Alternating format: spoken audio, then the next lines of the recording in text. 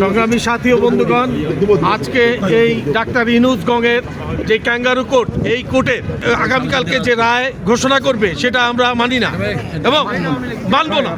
এবং বাংলাদেশের 18 কোটি লোক এই ক্যাঙ্গারু কোর্টের রায় মানে না এবং আমরা কেউ মানি না।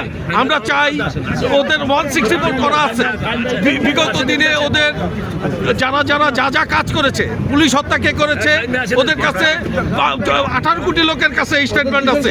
কে বাংলাদেশ টেলিভিশন পড়াইছে তার স্টেটমেন্ট আছে এবং প্রত্যেকটা স্টেটমেন্টই জনগণ 18 কোটি লোকের কাছে আছে।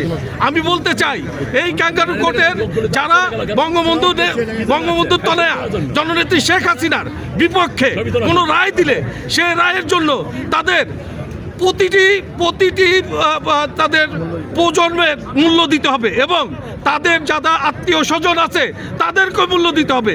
এর পাশাপাশি গ্রামীণের যত ফোন আছে আমরা সবাই বয়কট করব, এই বলে আমি আমার বক্তব্য শেষ করছি। জয় বাংলা, জয় বঙ্গবন্ধু।